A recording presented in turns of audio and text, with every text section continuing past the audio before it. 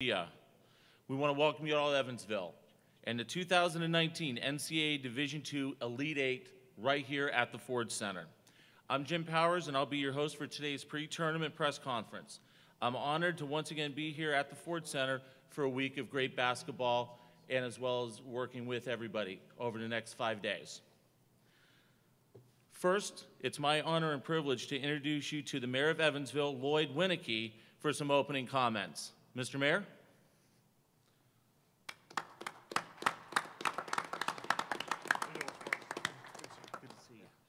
Hey, good afternoon. What a pleasure it is to be back in the Ford Center. Evansville, as many of you know, has a great tradition of basketball, wonderful history. We've seen wonderful All-Americans. We've seen championship teams. So it's a real pleasure for our city to once again open our doors and roll out the red carpet for the NCAA Division II Elite Eight.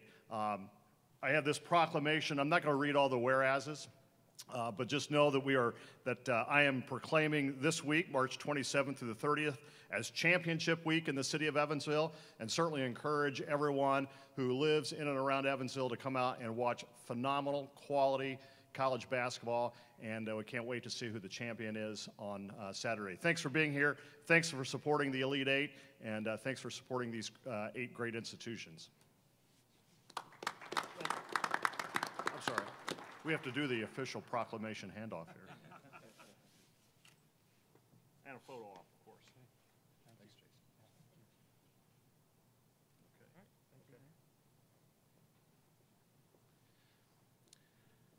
Thank you so much, Mayor Winnicky, and thank you for everything that you and the city of Evansville has done for our student athletes and our coaches and our fans that are going to be here this week.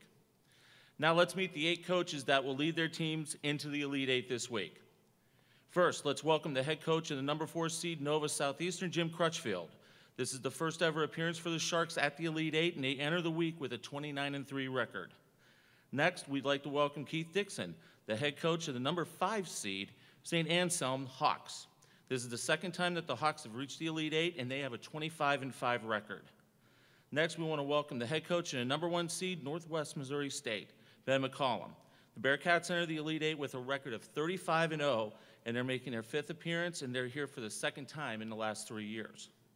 Now let's meet the head coach of the Mercyhurst Lakers, Gary Manchel.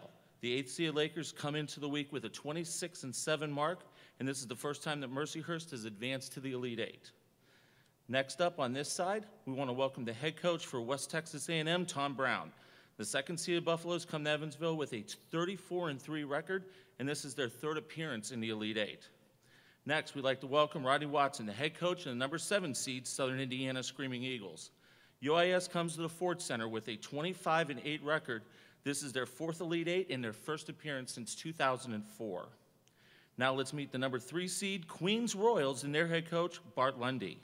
The Royals enter the week with a 31-4 record, and this is the 3rd time that they've appeared in the Elite Eight. And finally, the head coach for the number 6 seed Point Loma Lions, Ryan Looney. The Lions are making their 1st appearance in the Elite Eight, and they come into the week with a 29-4 mark. I'd like to remind everybody to turn your cell phones on to silent. We're going to open it up for opening comments. We'll start with Coach Crutchfield, and we'll work right down the dais, and then we'll open it up for questions. Coach, you want to go ahead? Opening comments, please. First of all, I'm probably going to be the first one that tells you we're excited to be here, because we all are. And also to thank you, Evansville and the NCAA, for the hospitality that you've already shown us and continue to show. It's great to be here, and we've treated great. Looking forward to getting on the court with everybody else.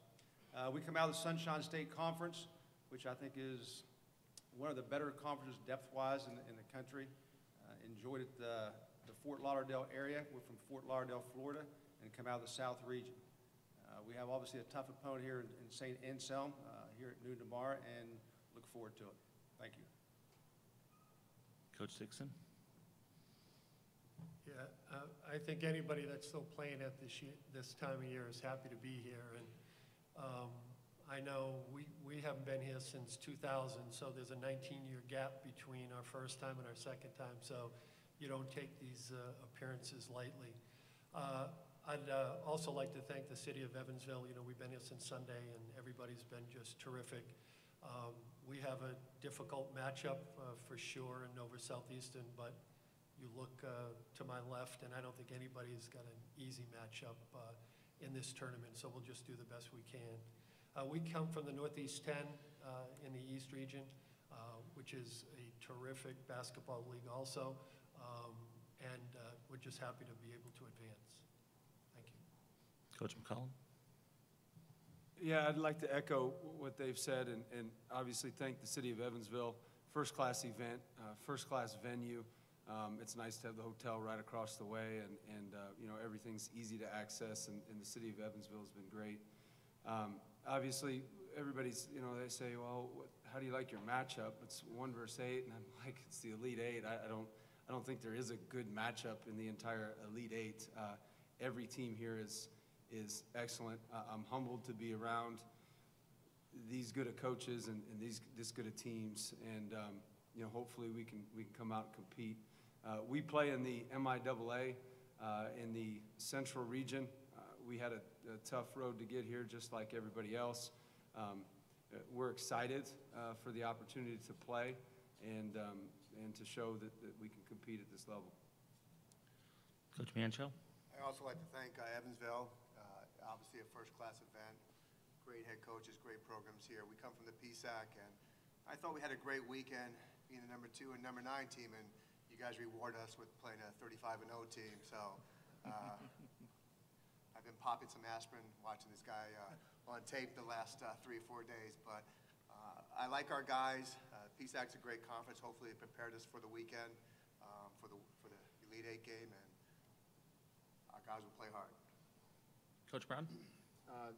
Same as the rest of the guys. It's great to be here. You know, when you're one of 8 teams still playing, it's a lot of fun.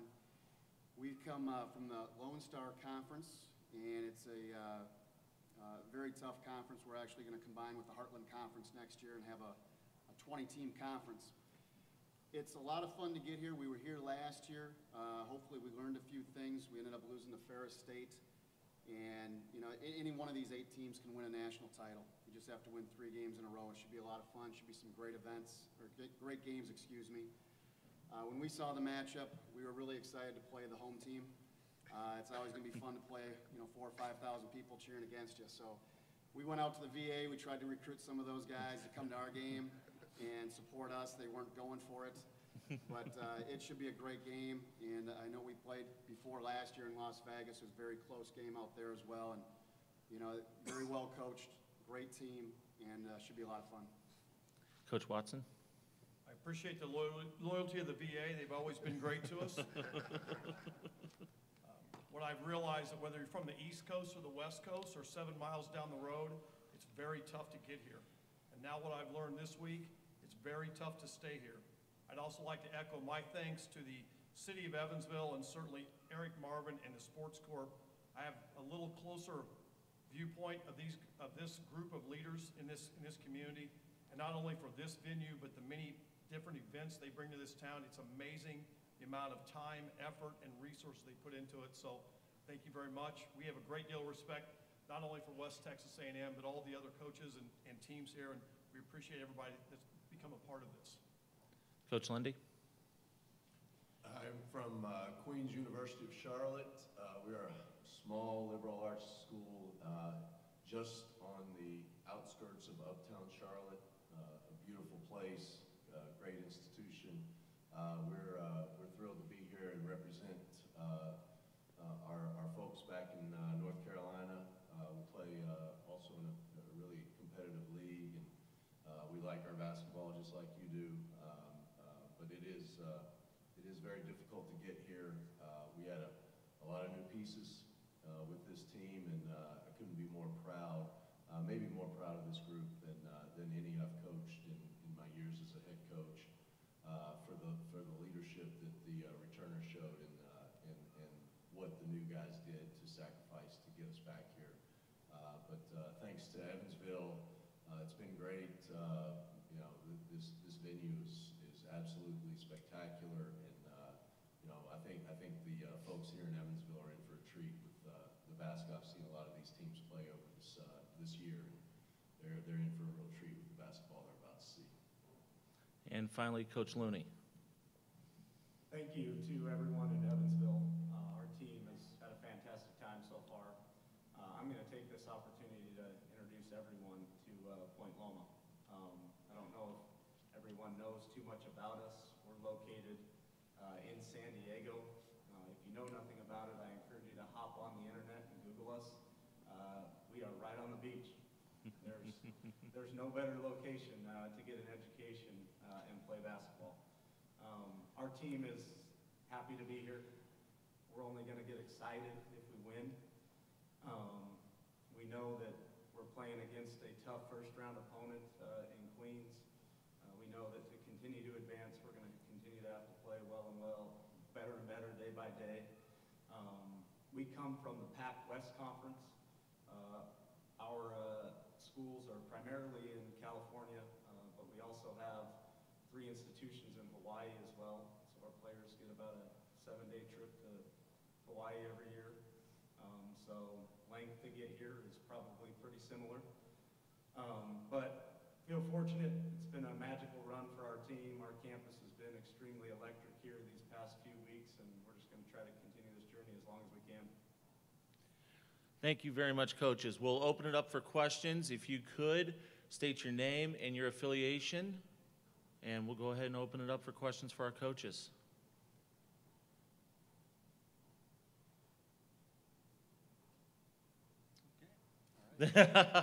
Come on, we can't let these guys off the hook this easily now.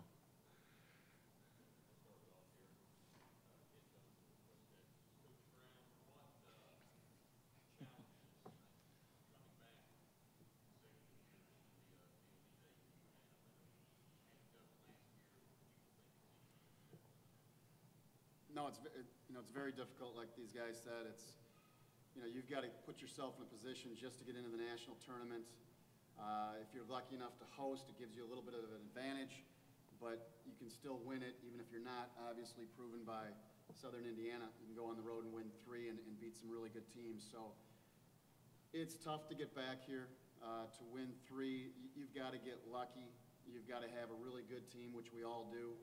And you've got to get some bounces, maybe a call here or there. Maybe hopefully it's not a hometown call, but maybe a call here or there that goes your way on one of those 50-50s.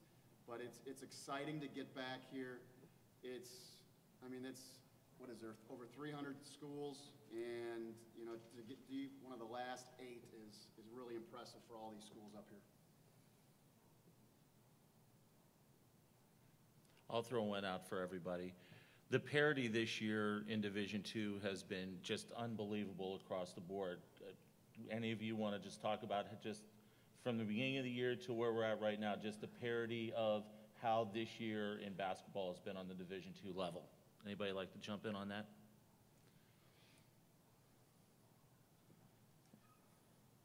I can only speak to our region. We didn't play out a region very much at all this past year, but there were a lot of tough teams just within the West region. We felt like night in and night out we had to play well and continue to improve all year long. I guess for Coach Crutchfield, Chadlin's got here was very impressive. Your program won 6 games before you took over, and now you're in the Elite 8. What's kind of been the biggest transformation? I think a change of style of play was definitely part of it, and I'm fortunate to have a staff of players that were with me in a different program that I didn't have to teach them anything, and I have a player that came with me also. So I have a lot of guys that were there to support a different style of play. I'm sure there's a few breaks involved, a few new players, but overall it surprised me that there has been that much of a transformation. But when things go well, sometimes the difference between a lot of close games. We won a lot of close games this year. A season that ends up 26-3 could be 19-10 or something if you don't get those breaks. And I feel like we got a lot of good breaks. But I think guys kind of like once they start winning, they can believe they can win. And there's a different mentality on our team right now. And I can't really speak to what was there before, but I know right now they feel pretty good about themselves. In the back.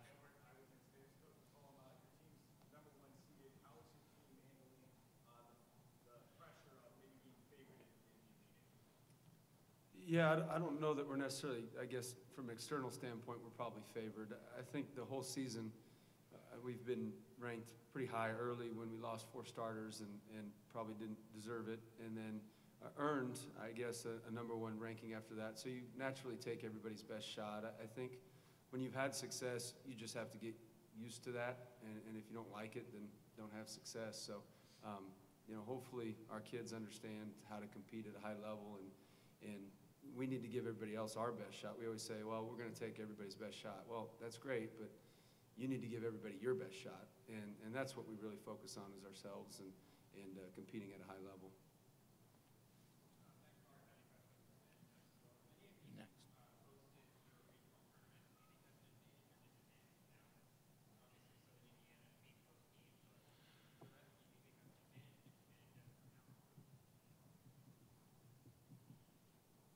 I can answer that because we lost in the first round when we hosted it last year. So it can be both. I think if you get past the first round, it becomes an advantage.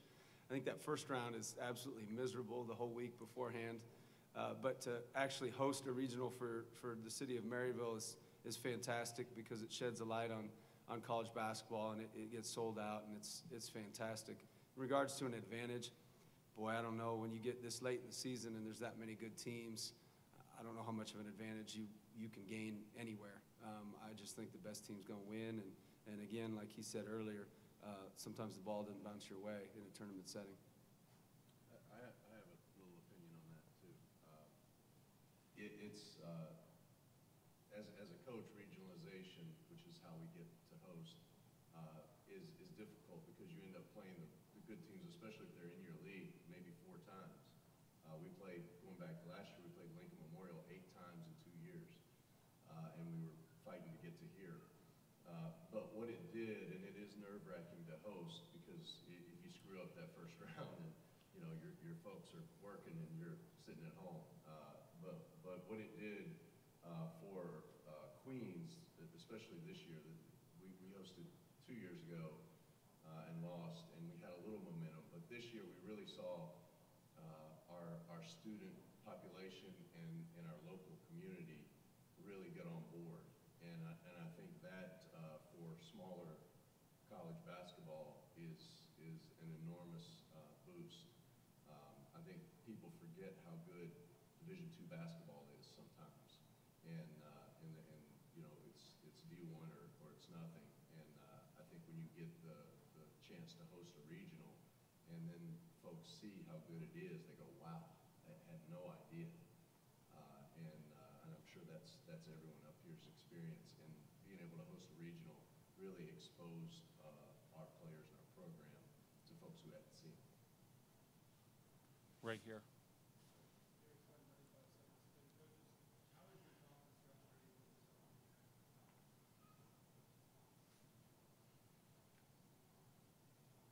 Anybody?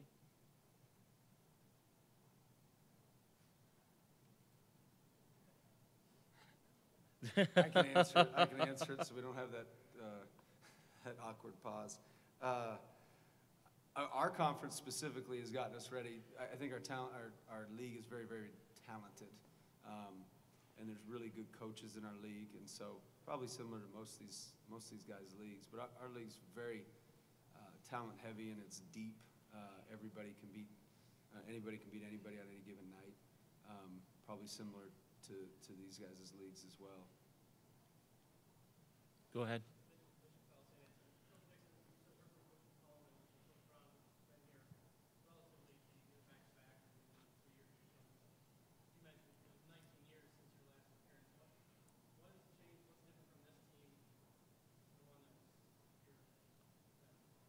Yeah, so long ago, I can barely remember what that team was like.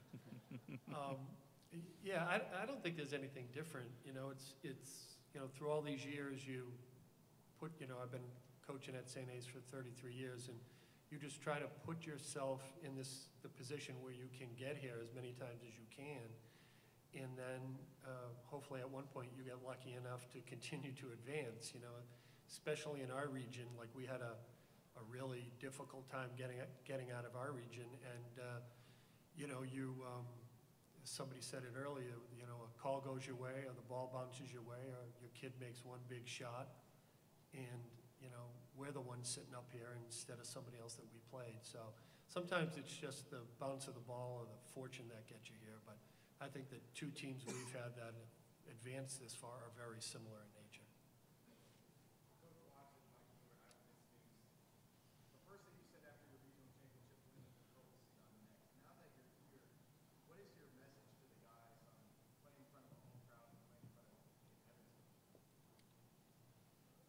Just got to keep doing what we do. I had a good conversation with some people that have been here before, and I haven't.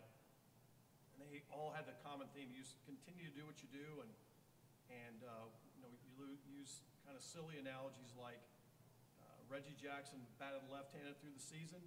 He didn't bat right-handed in October. He stayed left-handed, and that's really the key component with our team. As far as you know, the home thing, I mean, it's your home if we're playing the Pac. And I'm not diminishing that, but you know, we're playing in a place that we didn't even step in and practice this year. So this is a new, great facility. Our kids are familiar with it, certainly from the stands. But you know, the one thing that we're going to have going for us, without question, we're going to have a terrific fan base. And it's the great thing about being 7 miles away. Your fans are, it's easy for them to get here. The great thing for all the teams here, they're going to find out, as I found out when I was at another school for 20 years, when we would come here, this is a city that really understands basketball. With its great tradition in this town, certainly at the college level, but the high school level. I'm really excited for these coaches that haven't been in an Indiana venue to see what it's like to play in front of true basketball fans.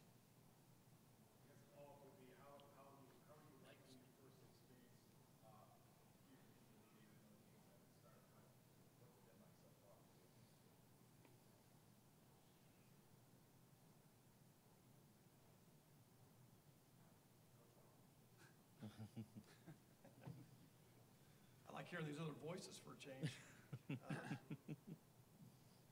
I will say this publicly because I've said it to people privately.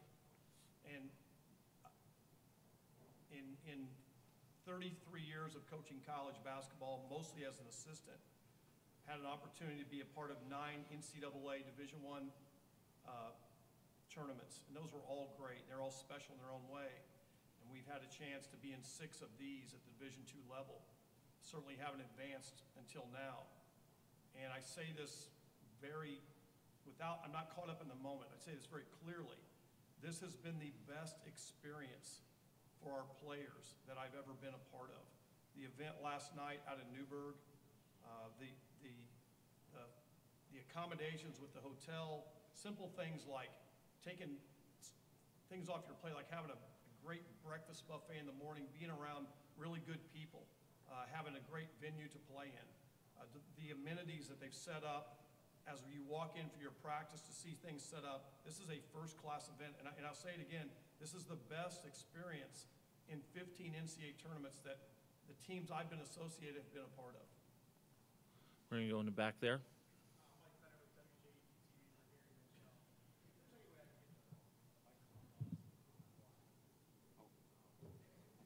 Thanks, man. Is that the only thing you can do for me? I'm just You can help me out tomorrow, too? trying to kiss up a little bit. All right, Jesus. I mean, you won 35 games. Is that enough?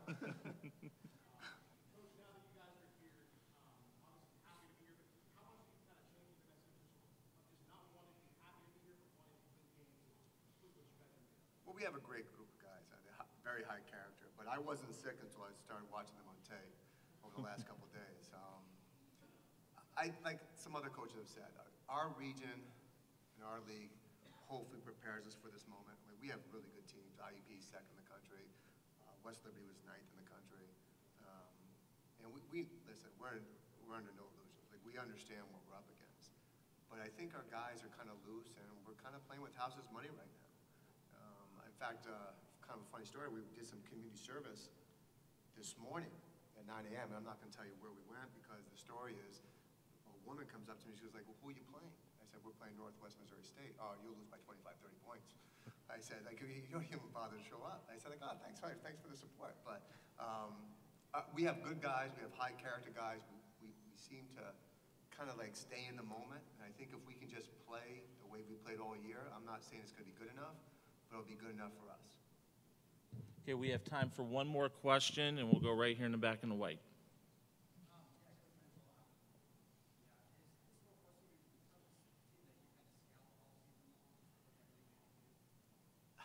Without question. One of the things that we take pride in our defense, and usually we play teams that are extreme, that try and outscore us or press us and do other things. This team can not only score and shoot the three and has great individual players, but they're by far the best defensive team that we've seen. In fact, I think we're second in the country, they're third in the country. And they're a terrific coach, and I'm just saying that because he's sitting right next to me, though. It helps a little. I'm kind of happy. Yeah, I know. And listen, we're happy to be here, but when you're dealing with kids, there's not a kid that's on any one of these teams that doesn't think they should win and can win a national championship. And that makes it easier. Like, we as coaches, we'll watch the tapes and we'll be a little bit more realistic. But of all the teams we played, I can honestly say I don't see a weakness with Northwest. All right, that's going to wrap up this portion of it. The coaches will be available for one-on-ones for 15 minutes. So we'll put the 15-minute clock starting now. We have to have the coaches released at 2:45. So coaches, you can go ahead and disperse out to the floor area. We will open it up now for one-on-ones with the coaches at this time. Once again, we have 15